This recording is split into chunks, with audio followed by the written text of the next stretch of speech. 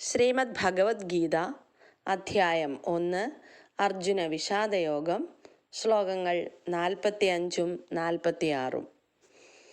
അർജുന ഉവാച യദി മാമപ്രതീകാരം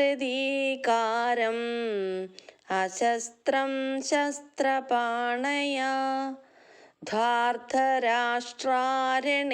ഹന്യോ തന്മേ ക്ഷേമതരം ഭവേത്. ധാർത്തരാഷ്ട്രന്മാരോട് പൊരുതുന്നതിൽ ഭേദം നിരായുധനായി പ്രതിരോധത്തിന് ഒരുങ്ങാതെ നിൽക്കുന്ന എന്നെ അവർ കൊല്ലട്ടെ എന്ന് വെക്കുകയാണ്. സഞ്ജയ ഉവാച ഏവമുക്ത്വാർജുന സംഖ്യേ രഥോപസ്ഥ ഉപാവിശത് വിസൃജ്യ സശരം ചാപം ശോകസംവിഘ്നമാനസ.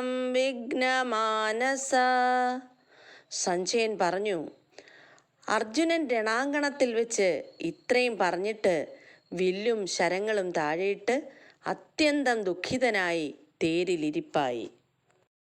ഈ അധ്യായത്തിൽ അർജുനന് വന്നു ചേർന്ന സന്താപങ്ങൾ നമ്മുടെ ഓരോരുത്തരുടെയും ഈ ദീർഘമാം ജീവിതമാകുന്ന യുദ്ധരംഗത്തിലും വന്നു ഭവിക്കുന്നു. സർവ ആയുധ വിദ്യകളിലും സമർത്ഥനാണെങ്കിൽ പോലും അർജുനന് വൈഷമ്യം ഉണ്ടായതിൻ്റെ മുഖ്യ കാരണം പ്രായോഗികമായി തൻ്റെ കഴിവുകളെ പ്രകാശിപ്പിക്കുവാനുള്ള ആത്മവിശ്വാസമില്ലായ്മയാകുന്നു. പ്രസ്തുത സ്ഥിതിവിശേഷത്തിലൂടെയാണ് ഇന്ന് നാം കടന്നു പോകുന്നതും.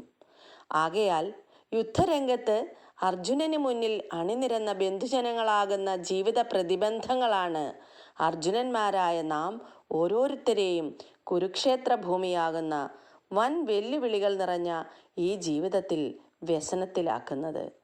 ഇത്തരത്തിലുള്ള പ്രതിസന്ധികളെ മറികടക്കുവാനുള്ള സ്ഥിതപ്രജ്ഞതയാണ് നാം എല്ലാവരും കൈവരിക്കേണ്ടത്. 2-ാം അധ്യായമായ സാഖ്യയോഗത്തിലെ ഭഗവത് ആഗമനത്തിലൂടെ പ്രാരംഭം കുറിക്കുന്ന ഭഗവത് ഉപദേശങ്ങൾ ശിരസാവഹിച്ച് അമൃതതീർത്ഥം ചാനലിലൂടെ നമുക്ക് പ്രയാണം തുടരാം. ഓം ക്ലീം കൃഷ്ണായ നമഃ.